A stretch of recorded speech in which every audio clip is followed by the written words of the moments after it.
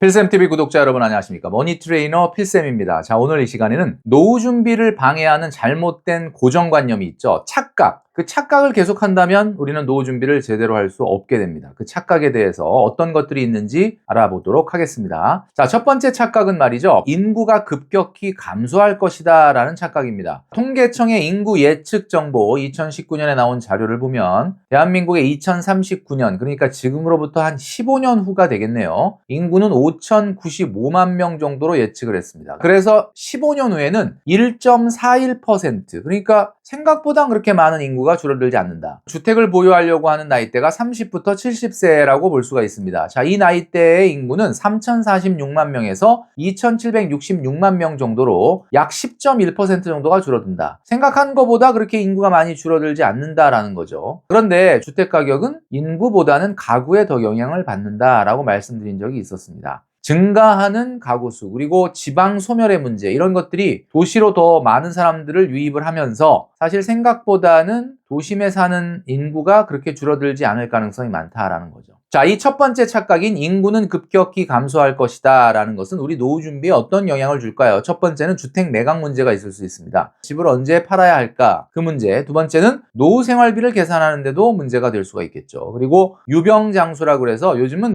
오래도록 장수를 하는데 항상 병을 가지고 장수하는 유병장수가 의료비의 문제를 발생시킨다라고 볼 수가 있습니다. 두 번째 착각은 그로 인해서 주택 가격이 급락할 것이다 라는 착각입니다. 주택 가격이 급락할 것이 착각이다 라고 말씀드리니까 그럼 주택 가격이 많이 오르나? 이렇게 말씀하실 수도 있는데, 오른다는 의미가 아니라 사실은 급격한 하락이 좀 없다라는 이야기죠. 인구 감소가 주택 수요를 급감하게 만들 거다라고 생각하는 것이 왜 착각이냐? 우리가 총수요라고 합니다. 총수요가 하락하면은 어떤 것의 가격을 급락시킬 것이냐? 우리가 흔히 얘기할 때 100만 명 수험생 시절에 명문대를 가기가 어려웠던 것이 지금은 50만 명, 60만 명 수능을 보지 않습니까? 그렇다 그래서 급격하게 명문대 가기가 쉬워지거나 그러진 않거든요. 그러니까 이것은 총수요의 문제. 그래서 집값이라고 하는 것은 전체 인구가 줄어들게 되면 평균 집값이라고 하는 것은 낮아질 수 있을지 모르지만 대부분 사람들이 선호하는 지역의 집값에는 큰 영향을 주지 못한다. 그리고 그로 인해서 발생하는 양극화. 지난 영상에서 이 양극화에 대한 해결 부분을 말씀을 드렸는데, 그 다음에 또 서열화, 이런 것들이 있을 수 있다. 그 서울의 아파트 중에 가장 비싼 34평 아파트 53억이다 이런 말씀 드렸는데, 최근에 새롭게 거래된 가격을 보니까 64억 5천이 있었습니다. 정말 깜짝 놀랄 일인데, 이렇게 되면 평당 1.9억. 물론 모든 세대가 다 그렇다는 게 아니라 아마 한강이 보이는 특정 층의 특정 세대가 아마 이렇게 팔린 걸 거다라는 생각이 듭니다. 이 아파트 전체 세대가 다 64억에 팔리진 않았겠죠. 아무튼 앞으로 변하지 않는 상수가 된 것이 바로 이 초양극화가 아닌가라는 생각이 듭니다. 그러다 보니까 굉장히 서열화가 진행이 많이 되고 있죠. 그래서 주택 가격이 급락할 것이다 라는 것이 두 번째 착각이었습니다.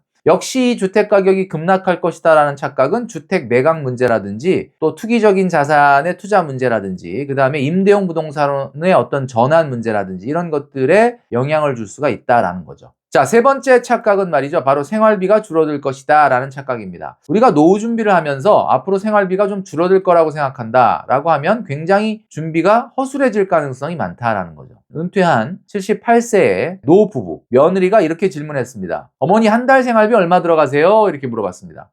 은퇴하시고 두 분만 생활하시니까 생활비 많이 안 들죠? 라고 얘기했는데 10년 전에 78세였던 노부부의 어머니가 한 말입니다. 야, 말도 마라. 요즘 물가가 얼만데 숨만 쉬는데 300 들어갔다. 이런 말을 하셨다라고 합니다. 숨만 쉬는데 300이 든다. 이게 10년 전 이야기거든요. 물가라고 하는 것이 노후에는 굉장히 영향을 안 줄 것 같지만 사실은 굉장히 많이 줍니다. 변동 지출에서 차지하는 외식이나 문화 레저 비용이라든지 이런 것들이 이렇게 보면 생활비에서 많은 비중을 차지할 수밖에 없는데, 우리가 지금 쓰고 있는 생활비는 어떻죠? 5일 평일날 근무하고 그리고 2일 정도를 휴무로 쉬는 여가 생활을 한 생활비죠. 그러나 노후에는 일주일 내내 여가 생활을 해야 된다라는 점을 여러분들이 생각을 해야 될 필요가 있습니다. 그래서 현재 생활비에서 대출이자와 교육비를 빼고 남는 순생활비에 곱하기 2 정도는 해야 된다라고 말씀드렸습니다. 생활비가 굉장히 늘어날 수밖에 없다라는 이야기죠. 자, 네 번째 착각은 말이죠. 바로 주식, 그러니까 위험자산을 얘기하는데 분산 투자로 반드시 성공할 수 있을 것이다 라고 하는 착각입니다. 근래 미국 주식 같은 경우는 굉장히 몇 년 동안 계속해서 올랐기 때문에 어떻게 보면 자기 과신이 생겼을 수도 있는데, 노후 같은 경우에는 꾸준히 5년, 10년, 20년 평균 수익률 면에서 우리가 노후 생활을 감당할 수 있는 정도의 수익률이 나와야 되는데, 만약에 투자 결과의 확률이 정기분포라고 한다면 평균이라고 하는 부분은 우리가 생각한 성공적인 사례하고는 조금 거리가 먼 경우가 많습니다. 우리가 굉장히 성공적인 사례를 본 것은 상당히 좀 특이한 케이스일 가능성이 많다라는 이야기죠.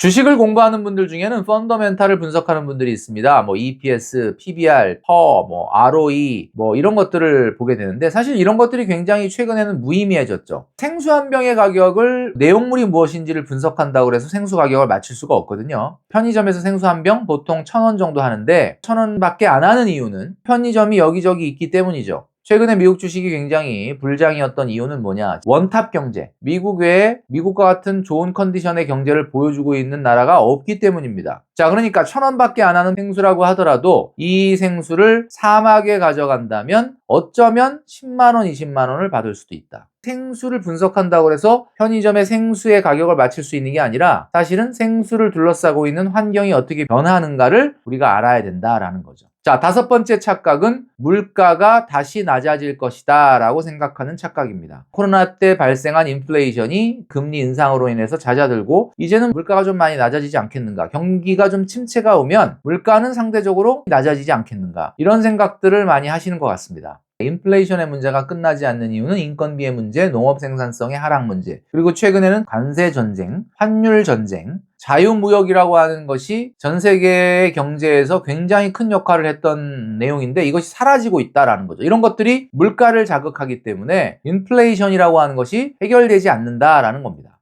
이런 트럼프의 행보고, 다시 말해서 자유무역의 파괴는 결국 전 세계의 물가를 높일 수밖에 없다라는 거죠. 자, 그러다 보니까 노후 준비는 제가 말씀드렸던 것처럼 5가지 착각 속에 있다 보면 제대로 준비하지 못하게 된다. 그리고 노후 준비는 절대 한 가지로 해결해서는 안 된다라고 말씀드렸습니다. 공적연금이나 퇴직연금 외에도 본인이 가지고 있는 집을 활용해서 임대소득이나 주택연금, 그것 가지고도 부족하기 때문에 기타 소득, 완전 은퇴의 시기를 조금 뒤로 놓치는 저속은퇴가 병행이 돼야만 노후 준비가 제대로 될 수 있다라는 거죠. 자, 5가지 착각을 말씀드렸는데, 덧붙여서 노후에 저지르면 안 되는 노년기의 바보 같은 행동 4가지를 말씀드리고 마무리하도록 하겠습니다. 자, 4가지 어떤 걸까요? 자, 첫 번째는 섣부른 고속은퇴입니다. 물론 우리가 50대, 60대 이후에 굉장히 높은 소득을 올리기가 어렵죠. 그렇지만 너무 섣부른 고속은퇴를 통해서 빨리 완전한 은퇴로 진입하는 것은 굉장히 안 될 일이다라는 겁니다. 자, 2번째는 바로 섣부른 증여입니다. 자식에게 재산을 물려주고 용돈을 타서 쓴다?